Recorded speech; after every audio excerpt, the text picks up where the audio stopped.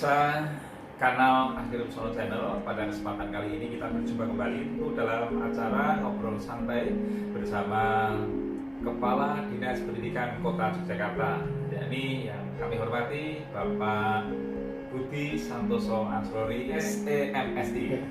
Dan pada kesempatan kali ini tentunya kita akan berbincang seputar dunia pendidikan yang ada di Kota Yogyakarta, karena beliau inilah kiai nomor satu atau orang nomor satu yang ada di Kota Yogyakarta yang mengurusi tentang pendidikan, khususnya di tingkat dasar dan SMP atau sekolah menengah pertama.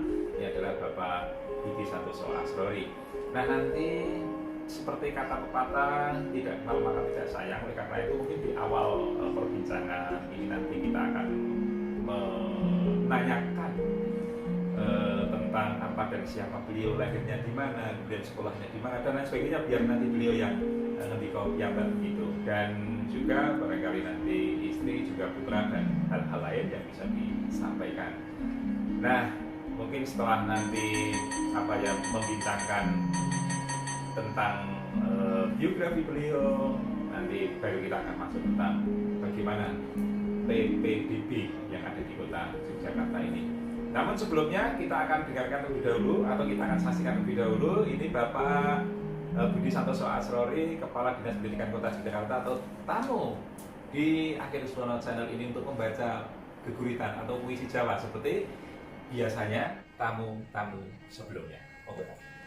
Corona horeg saindhening bawana amung kasempyok aranmu, wong sadonya durung akeh sing wanuh wewujudanmu, ananging pindha kabeh gabah den interi, sakalir manungsa padha bebegi pating cruwet swara saur manuk, ing donya virtual pating sliwer warta kang maneka warna, ana kang gegirisi ana uga kang gawe ademing ati, akeh kang padha keplayu keplantrang, genjrit lali yen kagungan Gusti.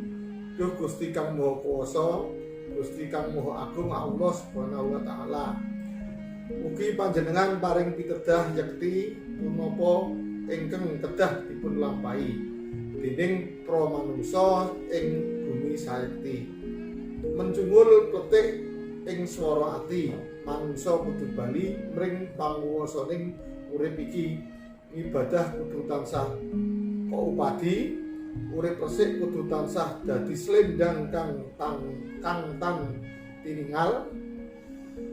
Eling lan waspada, muga tansah jinaga, dimen urip tansah eneng lan enung, tentrem kadya sawingi uni, ora gugup ngadepi corona. Luar biasa. Luar biasanya adalah ketika pertama kali membaca geguritan dan tidak dipelajari terlebih dahulu tapi sudah lancar. Ini yang luar biasanya. Soalnya bacanya antara kan harus dibedakan. Nah, itu ada kata-kata yang bagi saya baru tadi. Itu tapi luar biasa Bapak Santoso Asrori. Dan yang jelas ini geguritan yang menulis saya, kemudian menceritakan tentang pandemi COVID ini atau pandemi Corona ini, dimana setelah Corona datang itu manusia itu seperti gabah dan iteri, jadi uang ngalor ngidul, bingung nggak tahu arah bingung. Ya, tapi endingnya kemudian yang penting kita harus ingat pada Allah SWT. Itu aja tradisinya. Nah, seperti tadi kami sampaikan, nama sudah jelas, kemudian kalau lahirnya di mana dan kapannya saya lahir, kalau dulu katanya tidak di rumah sakit lahir itu ya. Saya lahir di dusun di Sleman, pojok Sleman sana, daerah Moyudan, 15 September 1970. Iya. Nah, itu pendidikan SD-nya juga di desa, di SD Kaliduren, SD negeri. Orang tua saya itu dulu, karena orang tua saya ya bapak ibu guru semua, jadi guru semua kebetulan gitu ya. Dan yang penting dekat-dekat dengan lokasi. Kalau SD SMP itu SMP-nya jadi SMP Muhammadiyah 1 Bedongan. Sekarang namanya SMP Muhammadiyah 1 Minggir. Iya. Nanti ya kurang lebih 2-3 km dari rumahnya beda. SMA-nya agak jauh, SMA-nya di kota, SMA dua. Ini orang tua biasanya kalau sudah SMA itu nganu diberi motor. Oh iya. Dulu ya. Waktu itu motornya apa tuh? Motornya Yamaha V80. Jadi bisa jauh ya. Oh ya, udah bisa jauh. V80 itu dapat Iya. dulu, merah itu. Yang paling terkenal dulu itu Honda itu ya Grand Astrea Grand itu ya. Tapi saya Yamaha V80. Kemudian kuliah di UI, saya tadi Di UI Fakultas Ekonomi. Ekonomi. Ya, kuliahnya kampus Sundung Catur. Jadi dulu rekrut pertama kali baru ada itu rekrut, masih jarang, masih sepi itu. Itu tahun 88 kan. Iya. Ya, akhir tahun 88. Ya, kemudian S2-nya saya di Visipol UGM. Putra berapa tahun? Putra 2, yang satu mau kuliah, yang satu masih SD. Kelas 1, kelas 2 mau kelas 2 ini. Jauh. Ibu juga kerja. Ibu di rumah dulu kerja di perusahaan obat, tapi sudah resign tahun 2014 pokoknya itu ya. Punya anak yang kedua resign di rumah kan. Iya. Tapi kalau mohon izin, pemirsa channel saya kira juga ingin mengetahui tentang riwayat karir sendiri, karena di saat usia paling tidak masih muda sudah duduk di tampuk orang pertama di Dinas Pendidikan Kota. Ini sempat melalui apa dulu, apa langsung pegawai negeri atau pernah menjadi guru atau Ya. apa mungkin kasih kabir apa Terus ya, saya itu mungkin dari sedikit yang bukan latar belakang pendidikan tapi menjadi kepala dinas pendidikan. Ya itu ya. Saya itu tadi sudah saya jelaskan, latar belakang pendidikan saya itu sarjana ekonomi, kemudian kebijakan publik S2-nya ya. Terus karirnya saya belum pernah kerja, jadi lulus langsung jadi PNS ya dulu Pak, akhirnya kota tahun 94 dan pendidikan atau bukan saya itu jarang-jarang pindah, jarang-jarang mutasi di suatu tempat. Saya baru satu kali mutasi selain di dinas pendidikan, saya di Badan Pengelolaan Keuangan Daerah. Nah itu dari tertingginya di sana pernah jadi tingkat kasubag gitu ya.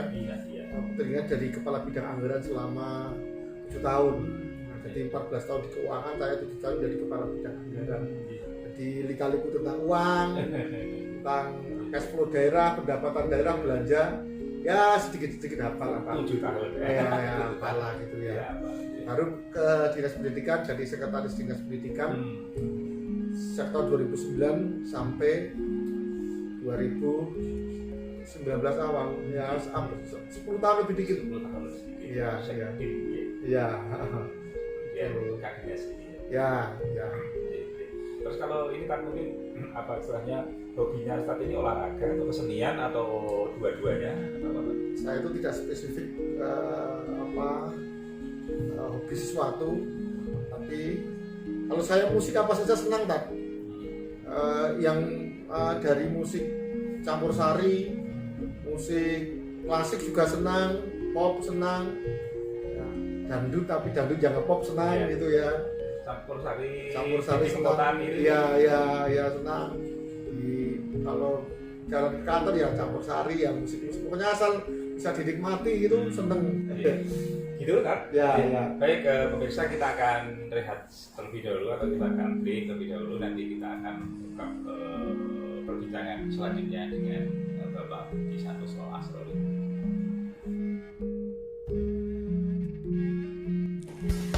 Assalamualaikum warahmatullahi wabarakatuh. Selamat datang di SMA Muhammadiyah 1 Yogyakarta. Kami membuka pendaftaran peserta didik baru tahun ajaran 2020-2021. Semboyan kami, with us make your dream come true. Bersama kami, wujudkan impian Anda. Kami memiliki sarana dan prasarana yang memadai, di antaranya lab IPA, lab TIK 1 dan 2, greenhouse multimedia. Maka bergabunglah bersama kami untuk mewujudkan peserta didik yang islami. Kontak person hubungi kami di nomor 085 328 70 6902. Terima kasih. Wassalamualaikum warahmatullahi wabarakatuh.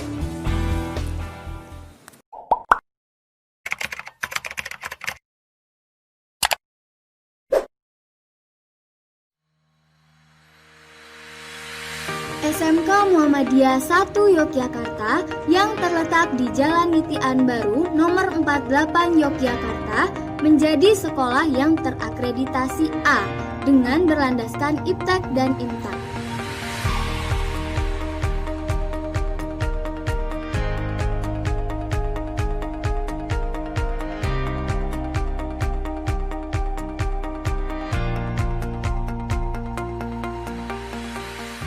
Assalamualaikum warahmatullahi wabarakatuh.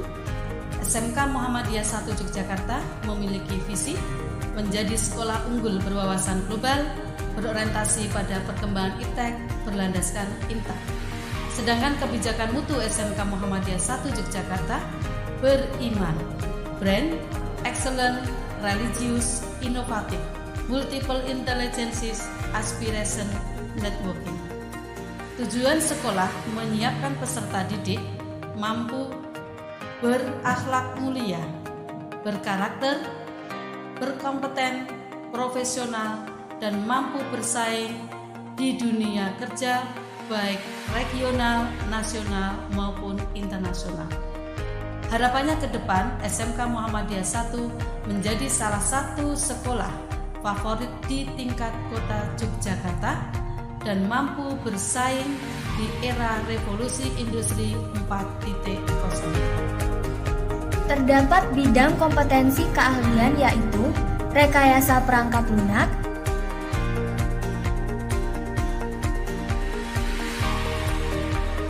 teknik komputer dan jaringan,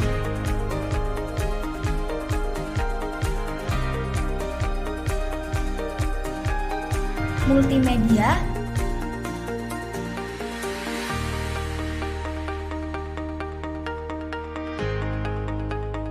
akuntansi dan keuangan lembaga,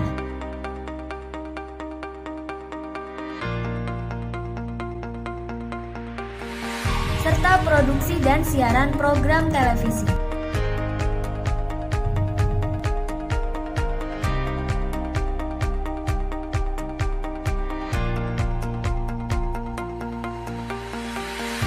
SMK Muhammadiyah 1 Yogyakarta juga telah menerapkan model pembelajaran Teaching Factory, yaitu konsep pembelajaran berbasis industri atau bisa disebut juga dengan produk dan jasa, dan telah mendapatkan kejuaraan di tingkat kota, provinsi, dan nasional. Dengan fasilitas yang mendukung serta ruang kelas yang nyaman, siswa dapat fokus dan konsentrasi dalam pembelajaran. Terdapat 21 kelas, 1 studio, dan 5 lab. Setiap hari Kamis Pahing, pelajar Jogja diwajibkan mengenakan pakaian adat Jawa atau disebut dengan badya.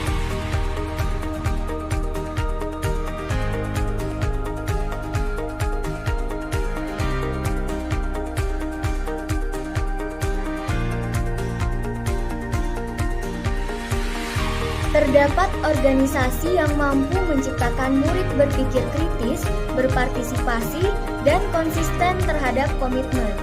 Di antaranya, Ikatan Pelajar Muhammadiyah dan Hizbul Wathan.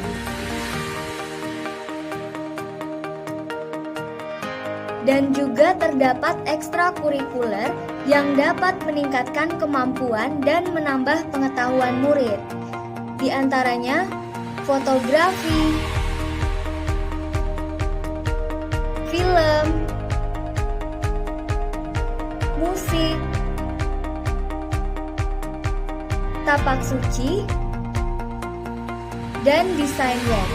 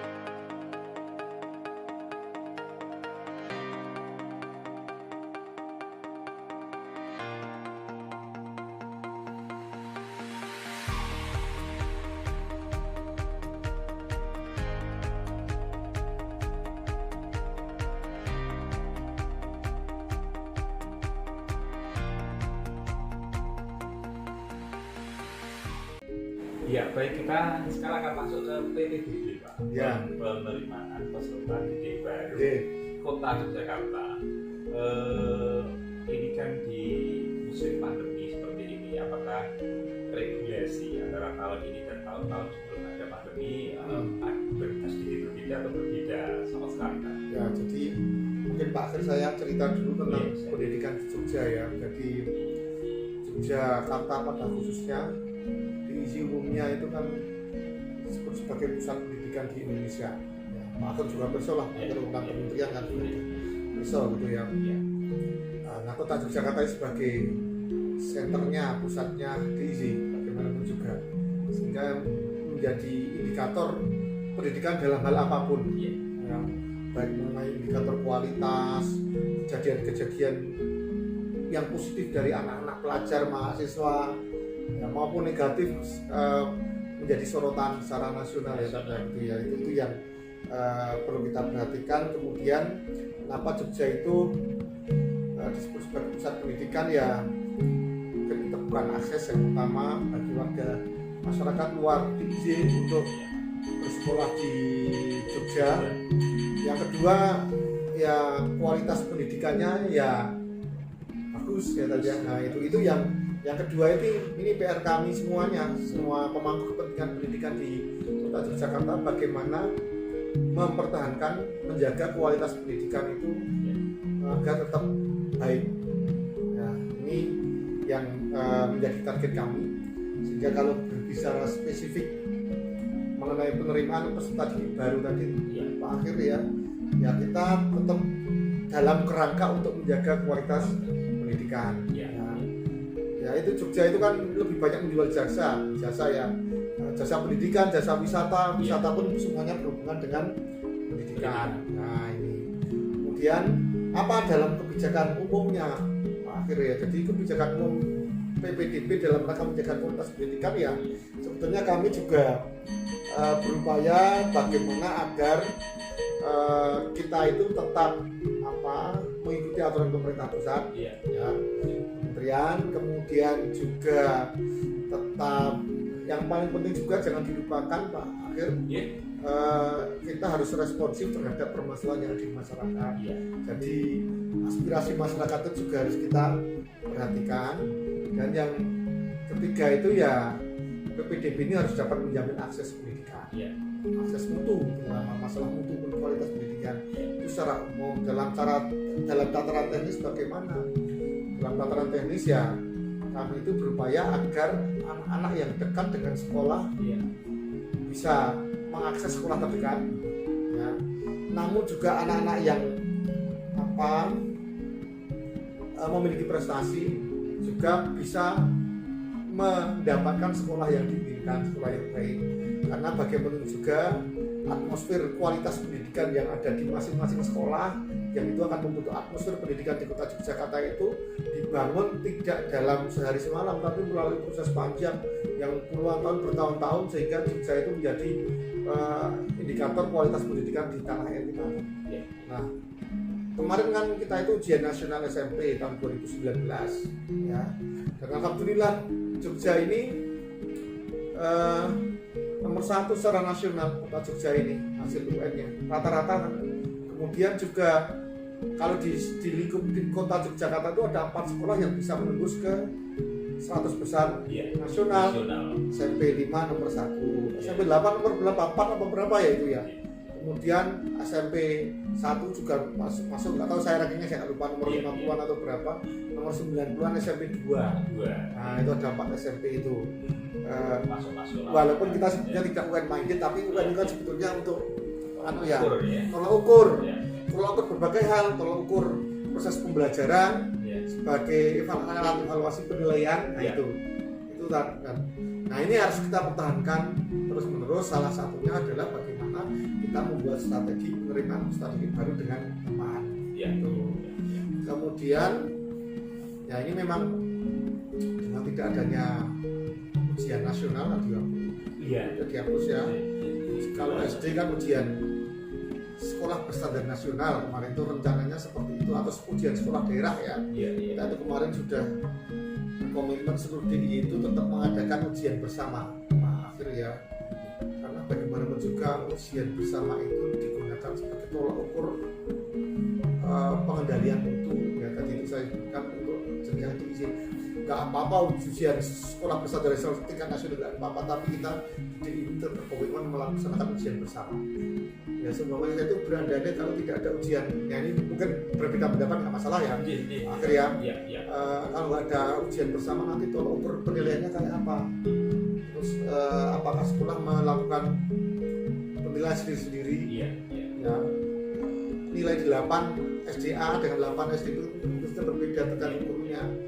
Sekarang itu fakta di lapangan kita kan sekarang pakai nilai rapor Pak, ternyata nilainya juga macam-macam, nggak bisa jadi tolak ukur juga karena proses penilaiannya tidak standar. Soalnya pun juga mungkin tidak standar, walaupun mungkin kemudian sudah punya alat untuk membuat standar nasional yang standar penilaian, tapi fakta di lapangan tetap masing-masing guru itu mempunyai subjektivitas yang sangat tinggi dalam hal penilaian itu. Nah ini maka kami sepakat untuk melaksanakan ujian di sekolah daerah, walaupun sebelumnya kami rancang kembali tapi akhirnya gagal karena ada pandemi ini. Nah sekarang kan menggunakan kalau Edaran Menteri nomor 4 tahun 2020 tanggal 24 Maret itu kan Pak Menteri menyampaikan menggunakan rapor untuk proses PPDB masuk itu ya. Nah oke, menggunakan rapor, tapi ketika kami mau ada pertanyaan tentang rapor sekota sudah tahu semua ya, kita melakukan pemetaan nilai rapor, kita bandingkan dengan USBN USBN yang beberapa tahun terakhir kita laksanakan. Ternyata yaitu tadi nilai rapor sekolah itu tidak bisa jadi standar. Ada kecenderungan sekolah yang nilai USBN-nya tinggi pelit memberikan rapor, sementara yang sekolah-sekolah yang USBN-nya tidak begitu tinggi, rendah lah gitu ya, ternyata nilai rapornya malah tinggi-tinggi. Ya kami sudah mendata dari 166 sekolah, sudah kita menyediakan semua penyimpangan dari rata-rata USBN sekolah tersebut kita sudah ketahui. Nah itu makanya kalau hanya menggunakan nilai rapor saja, ini untuk indikator umum masuk sekolah ya. Kalau menggunakan nilai rapor saja nanti mesti akan menjadikan keresahan masyarakat juga. Ini yang kami evaluasi kemarin. Oleh karena itu kami harus ada beban lain. Apa pembedanya itu? Pembedanya itu ya akhirnya kami melakukan evaluasi terhadap bagaimana sistem pembelajaran yang ada di sekolah tersebut. Ditunjukkan dengan apa? Ditunjukkan dengan nilai USBN yang sudah dilaksanakan tahun-tahun sebelumnya. Jadi kami menggunakan yang namanya indeks sekolah, itu diambil dari rata-rata USBN sekolah selama 3 tahun terakhir. Nah itu kami mempunyai nilai rata-rata, misalnya SDA rata-rata indeks rata-rata ternyata 75, berarti indeksnya nanti 75 itu kan. Kemudian yang jadi problem itu bagaimanakah menentukan proporsi indeks itu yang fair seperti apa ya. Nanti kan misalnya rata-ratanya rapor 80, indeksnya 85, terus digabung dibagi 2 atau bagaimana? Kalau digabung dibagi 2 berarti kan rata-ratanya 50% itu. Akhirnya kami melakukan simulasi kalau akhir itu ya, simulasi yang angka-angkanya kita upayakan jangan yang memenuhi keadilan semua. Memang kalau mau adil 100% juga jelas nggak bisa. Tapi bagaimana kita berupaya agar kalau ada yang dirugikan itu jangan rugi banyak, tapi kalau ada yang diuntungkan ya untungnya jangan terlalu banyak. Nah itu. Kalau mau persis sama ya kita laksanakan ujian saja. Itu di luar konteks corona ya gitu ya. Tapi kan nggak bisa. Nah, oleh karena itu kami melakukan simulasi kemudian pada akhirnya ketemu angka bobotnya nilai rapat itu 60%, bobotnya nilai USBN atau indeks sekolah itu adalah 40%. Nah, 60-40. Kalau bobotnya 50-50 itu sekolah yang grade-nya tinggi, yang USBN-nya tinggi diuntungkan. Tapi kalau 70-30 atau 80-20 gitu ya, maka sekolah-sekolah yang pinggiran itu diuntungkan, merugikan yang sekolah-sekolah yang grade-nya tinggi tadi itu. Nah Nah, yang mendekati adalah 60-40. Ini dari pijakan angkanya. Iya. Kemudian kalau dari tataran kota tadi saya sampaikan, Iya. anak-anak yang dekat-dekat sekolah juga diakomodir, anak yang berprestasi diakomodir, anak yang afirmasi kebijakan juga diakomodir. Maka kami membagi kuota PPDB ini, Iya. Pak Akhir ya. Jadi prosenanya itu kalau yang berdasarkan namanya ada zonasi wilayah, zonasi mutu gitu ya. Oh, iya. Zonasi wilayah itu sebetulnya dekat-dekatan jarak. Jadi Iya. komposisinya jarak bukan nilai yang saya jelaskan tadi, Iya. tapi jarak. Jarak itu kami siapa yang paling dekat itulah yang dipilih, yang paling besar kemungkinannya. Jadi jaraknya dari titik tengah RW ke sekolah yang bersangkutan. Kami kuotanya 25%. Memang kami kurangi nih dibanding tahun yang lalu 30%. Oh, Ya, kemudian yang memakai nilai tadi, nilai murni itu adalah ini bagi warga kota ya 35%. iya. Nah, 35% zonasi mutu dan zonasi wilayah 25%. Kemudian ada yang namanya bibit unggul sekolah. Ini untuk semua warga masyarakat yang sekolah di kota, baik orang luar kota boleh asal sekolahnya di kota dalam kota apalagi. Ini hari ini tanggal 11 ini kita umumkan dan bibit unggul itu diambil dari 10% terbaik di setiap sekolah. Ini 10%. Jadi 35 tambah 25 tambah 10 sudah 70%. Terus yang 10% itu warga kurang mampu. Nah, 80% kalau tidak salah ya, 80%. Kemudian 5% disabilitas, 85. Terus 5% mutasi orang tua, yang pejabat pusat biasanya mutasi orang tua 5%, 90%, dan 10% lagi orang luar kota. Nah, jalur prestasi namanya. Itu kuota-kuotanya Pak Akhir yang kita laksanakan, dan ini sebetulnya PPDB di Jogja ini berupaya memberikan kesempatan yang seluas-luasnya bagi warga kota maupun luar kota juga untuk mengikuti proses PPDB di Jogja. Kesempatan yang seluas-luasnya itu saya sampaikan karena setiap warga kota Yogyakarta itu minimal bisa mengikuti 2 kali proses seleksi. Ya. Jadi secara umum kalau tidak misalnya pakai zonasi wilayah dekat-dekatan tadi, kalau nggak diterima nanti bisa memakai zonasi mutu pakai nilai. Ya. Berarti 2 kali. 2 kali bisa kan? Bahkan yang ikut bibit unggul kan tidak terima bisa 3 kali. 3 kali untuk warga kota itu enak sebetulnya itu. Iya. Jadi ya memang kami daya tampungnya tidak mencukupi seluruh lulusan SD. 3.464 ditambah 34 KKU kelas khusus keluarga. Oh iya. Sementara lulusan di kota Yogyakarta lulusan SD itu 7.325. Oh iya. Jadi tidak lebih dari 50% yang bisa ditampung di sekolah negeri. Sebetulnya kita tidak usah khawatir tidak dapat sekolah SMP maupun SD. Daya tampung SMP kita itu negeri swasta di kota Yogyakarta sekitar 9.000, sementara lulusannya tidak lebih dari 7.500. Itu Pak Akhir gambarannya khusus PPDB. Kami juga yang membedakan tahun lalu kecuali nilainya ya karena tidak ada ujian, maka yang dari kota itu tidak perlu menyerahkan dokumen ke sekolah. Sebetulnya tidak usah datang ke sekolah karena semuanya sudah ada data pada kami. Ya, data nilai tinggal entry saja. Ya, data nilai tadi, nilai akhir tadi itu kalau ngetiknya keliru mesti nggak akan bisa melanjutkan karena kami sudah punya database. Nah, demikian juga kakak tidak usah harus mengumpulkan kartu keluarga, nggak usah. Kamu sudah punya database, langsung otomatis kalau itu anak dalam kota langsung terentry. Ya, memang mungkin ada beberapa permasalahan, sedikit permasalahan, tapi tidak banyak lah, itu tidak sampai 20. Kadang-kadang ada yang keliru NIK. Jadi untuk pemanfaatan daring sudah cukup. Sudah. Ya. Memang kita ada masalah problem untuk yang luar kota, yang sekolah di luar kota, walaupun orang kota tapi sekolah di luar kota, Sleman, Bantul misalnya, tetap harus melakukan pendataan, memasukkan ke database kami. Oleh karena itu harus datang ke kami, datang ke dinas pendidikan ini untuk melaksanakan verifikasi database. Kalau yang luar dalam kota kan database-nya kita sudah punya semua, tidak perlu datang.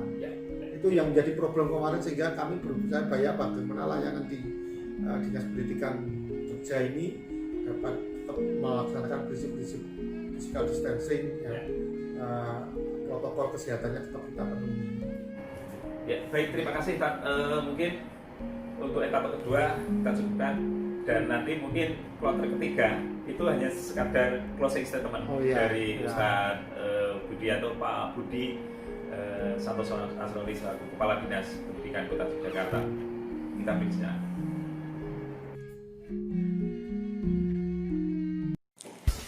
Assalamualaikum warahmatullahi wabarakatuh. Selamat datang di SMA Muhammadiyah 1 Yogyakarta. Kami membuka pendaftaran peserta didik baru tahun ajaran 2020-2021. Semboyan kami, with us make your dream come true. Bersama kami, wujudkan impian Anda. Kami memiliki sarana dan prasarana yang memadai, di antaranya lab IPA, lab TIK 1 dan 2, greenhouse multimedia. Maka, bergabunglah bersama kami untuk mewujudkan peserta didik yang Islami.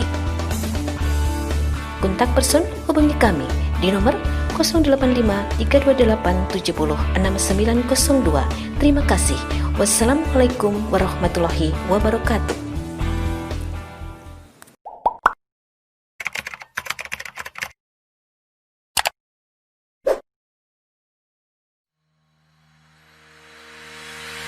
SMK Muhammadiyah 1 Yogyakarta yang terletak di Jalan Nitian Baru nomor 48 Yogyakarta menjadi sekolah yang terakreditasi A dengan berlandaskan IPTEK dan IMTA.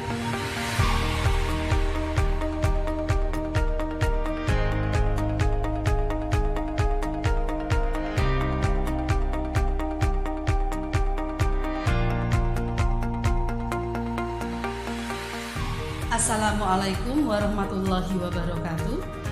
SMK Muhammadiyah 1 Yogyakarta memiliki visi menjadi sekolah unggul berwawasan global, berorientasi pada perkembangan IPTEK berlandaskan IMTA. Sedangkan kebijakan mutu SMK Muhammadiyah 1 Yogyakarta beriman, brand, excellent, religious, inovatif, multiple intelligences, aspiration, networking.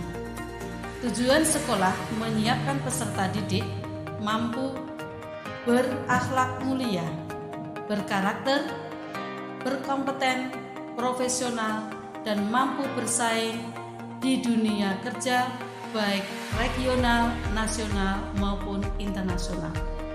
Harapannya ke depan SMK Muhammadiyah 1 menjadi salah satu sekolah favorit di tingkat kota Yogyakarta dan mampu bersaing di era revolusi industri 4.0.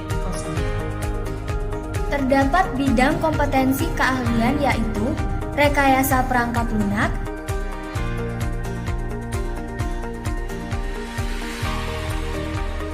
teknik komputer dan jaringan,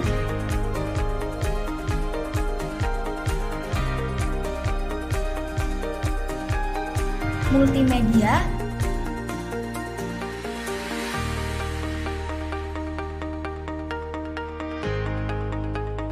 akuntansi dan keuangan lembaga,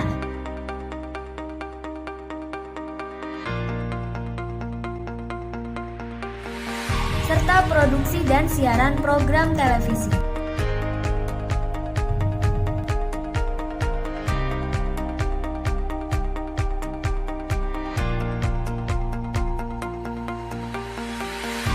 SMK Muhammadiyah 1 Yogyakarta juga telah menerapkan model pembelajaran Teaching Factory, yaitu konsep pembelajaran berbasis industri atau bisa disebut juga dengan produk dan jasa, dan telah mendapatkan kejuaraan di tingkat kota, provinsi, dan nasional. Dengan fasilitas yang mendukung serta ruang kelas yang nyaman, siswa dapat fokus dan konsentrasi dalam pembelajaran. Terdapat 21 kelas, 1 studio, dan 5 lab. Setiap hari Kamis Pahing, pelajar Jogja diwajibkan mengenakan pakaian adat Jawa atau disebut dengan dagra.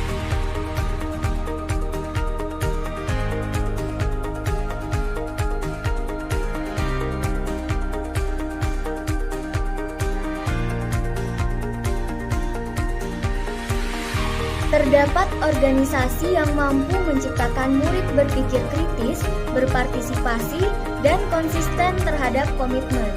Di antaranya, Ikatan Pelajar Muhammadiyah dan Hizbul Wathan.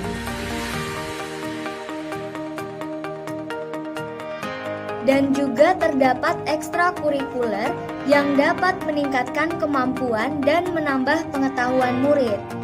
Di antaranya, fotografi,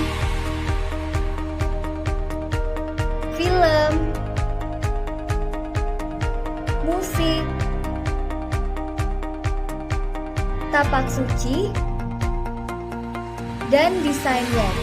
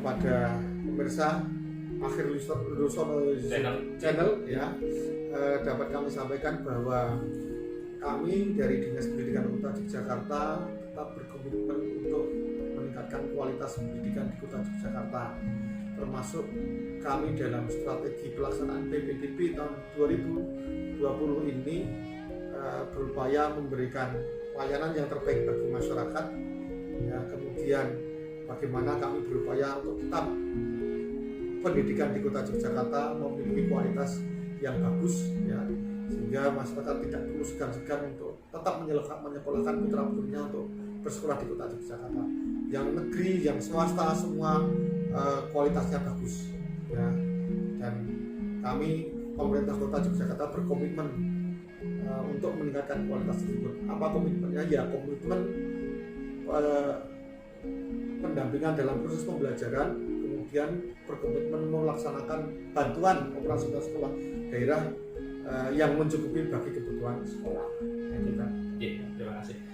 Baik pemirsa Akhir Lusono Channel, itulah perbincangan kami dengan Bapak Budi Santoso Aslori, Kepala Dinas Pendidikan Kota Yogyakarta. Mudah-mudahan bisa bermanfaat dan tentunya kegiatan PPDB tahun 2020 di saat pandemi COVID-19 ini bisa berjalan dengan lancar, tidak ada aral suatu apapun. Kita berjumpa dengan topik dan tema perbincangan yang lain. Sampai jumpa.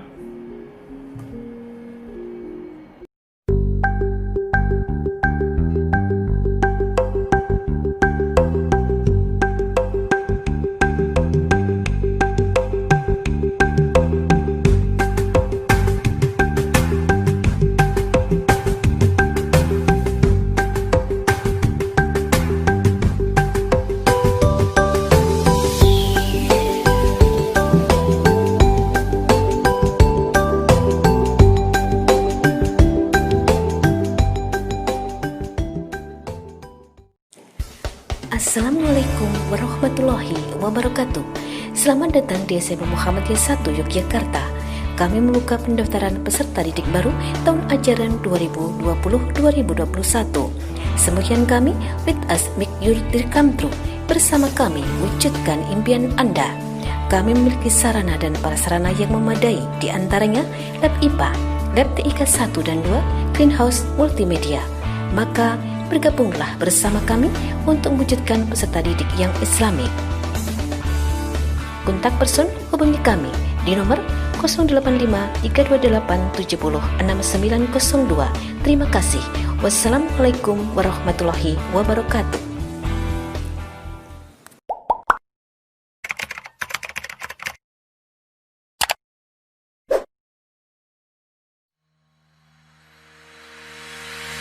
SMK Muhammadiyah 1 Yogyakarta yang terletak di Jalan Nitian Baru nomor 48 Yogyakarta menjadi sekolah yang terakreditasi A dengan berlandaskan IPTEK dan IMTA.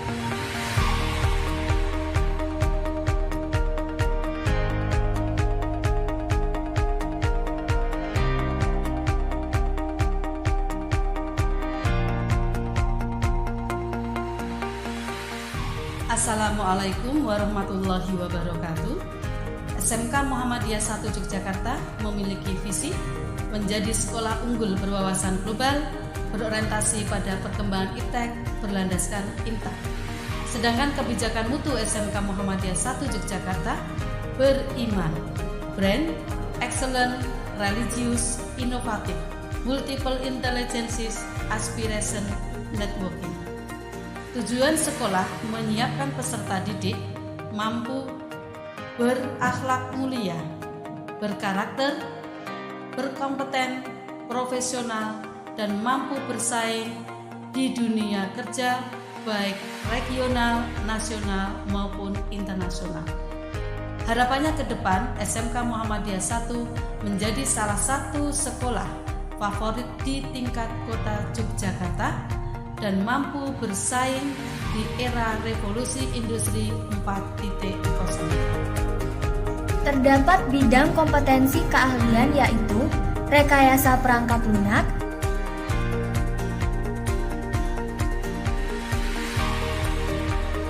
teknik komputer dan jaringan,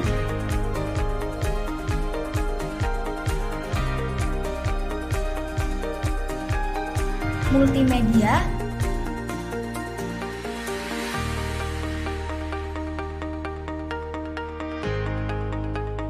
akuntansi dan keuangan lembaga,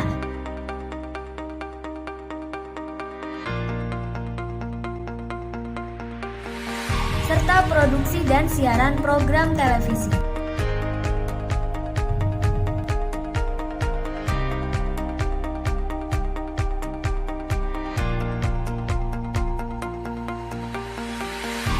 SMK Muhammadiyah 1 Yogyakarta juga telah menerapkan model pembelajaran Teaching Factory, yaitu konsep pembelajaran berbasis industri atau bisa disebut juga dengan produk dan jasa, dan telah mendapatkan kejuaraan di tingkat kota, provinsi, dan nasional. Dengan fasilitas yang mendukung serta ruang kelas yang nyaman, siswa dapat fokus dan konsentrasi dalam pembelajaran. Terdapat 21 kelas, 1 studio, dan 5 lab. Setiap hari Kamis Pahing, pelajar Jogja diwajibkan mengenakan pakaian adat Jawa atau disebut dengan dagra.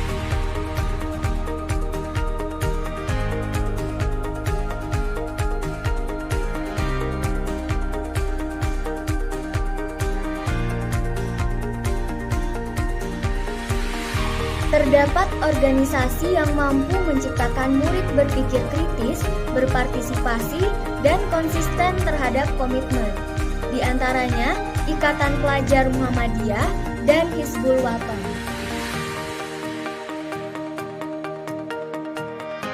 Dan juga terdapat ekstrakurikuler yang dapat meningkatkan kemampuan dan menambah pengetahuan murid. Di antaranya, fotografi, film, musik, tapak suci, dan desain web.